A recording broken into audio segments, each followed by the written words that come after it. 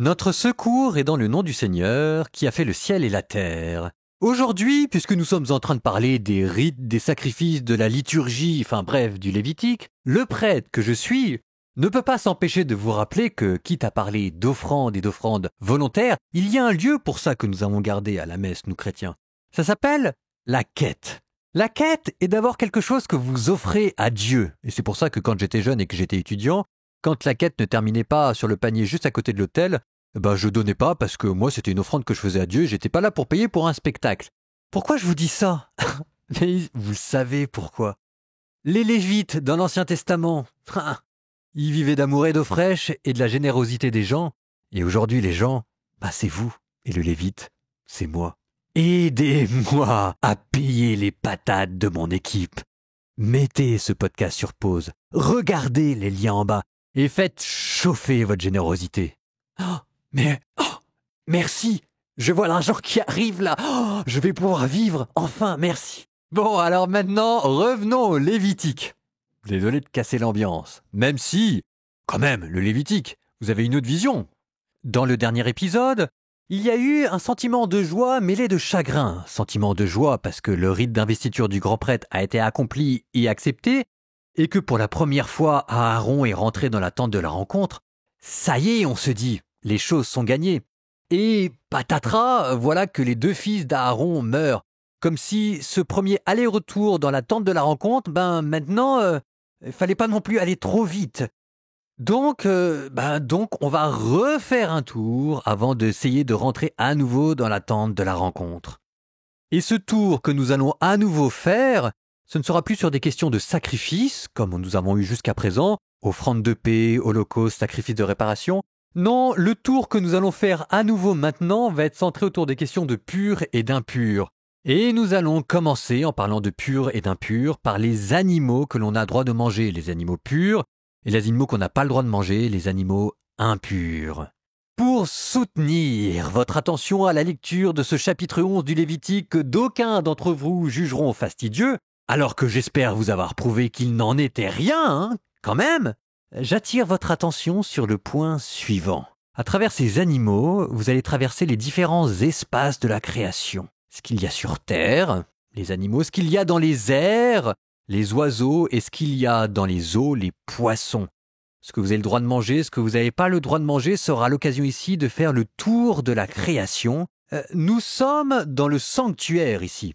Et le sanctuaire est une réplique à la fois du mont Sinaï et de l'univers tout entier. C'est le jardin d'Éden que l'on est censé retrouver, donc c'est normal qu'il y ait des animaux dedans. Bon voyage! Oui, dans le Lévitique, il y a plus qu'il n'y paraît.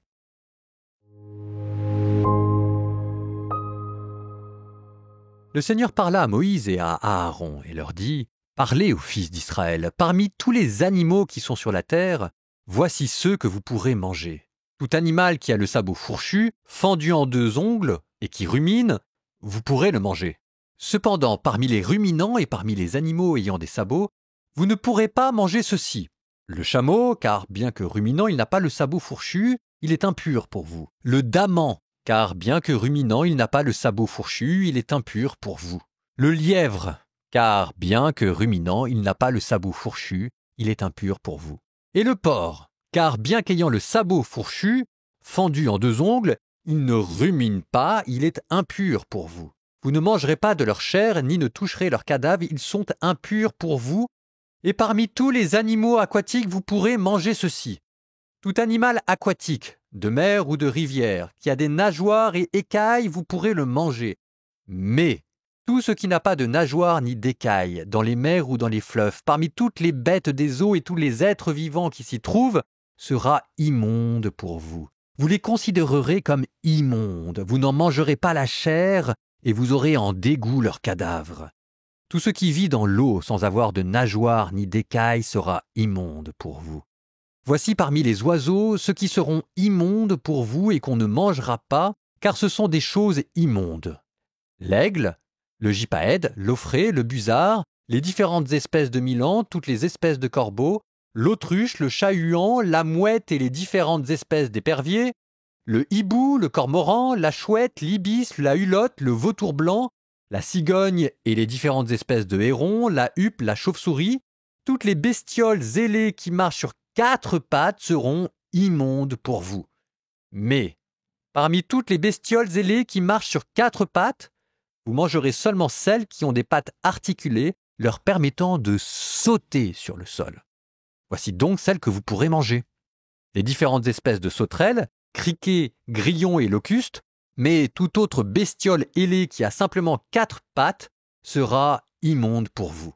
Vous vous rendrez impur avec les animaux ci-après. Quiconque touche leur cadavre sera impur jusqu'au soir, et quiconque porte une partie de leur cadavre devra laver ses vêtements et sera impur jusqu'au soir.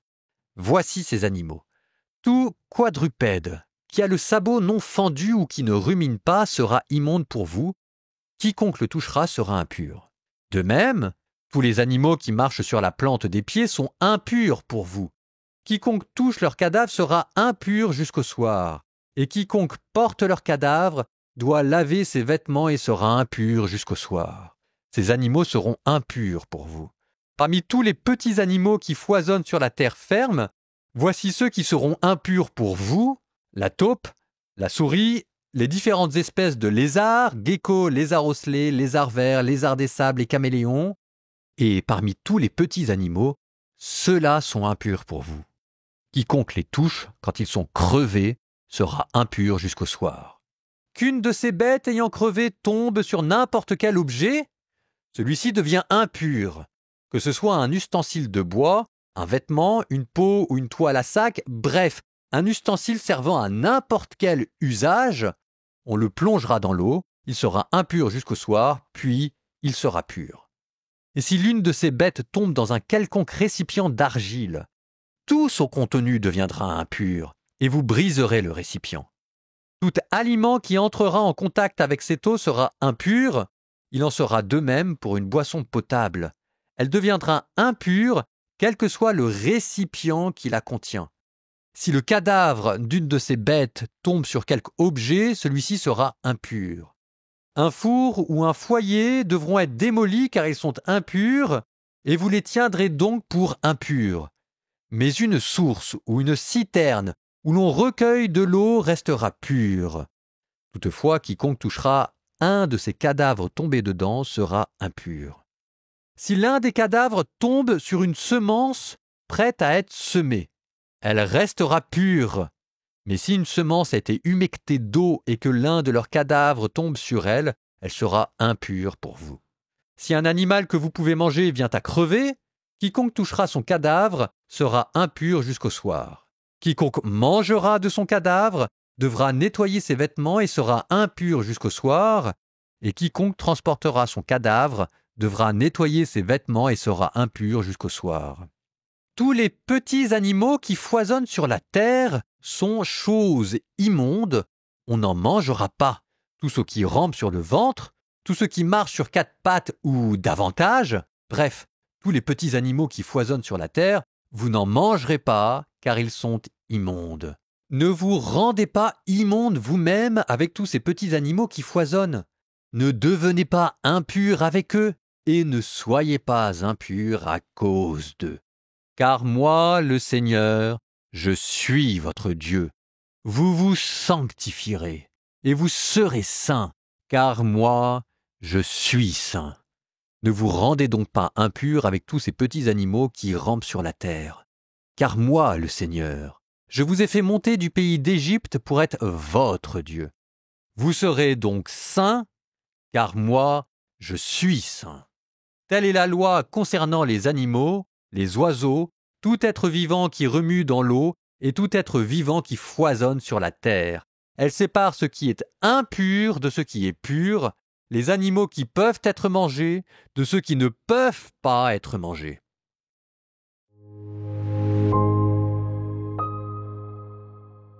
Mes commentateurs dans la Bible se perdent très volontiers dans le détail pour essayer de m'expliquer pourquoi tel animal est pur et pourquoi tel animal est impur.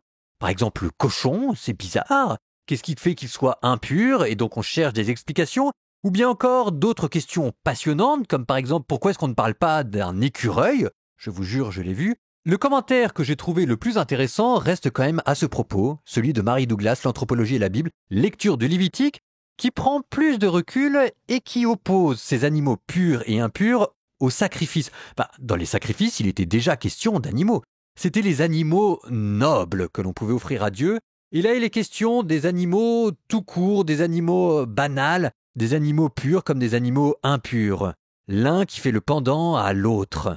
Je vous dis cela parce que ce commentaire de Mary Douglas est en fait plus profond qu'il n'y paraît.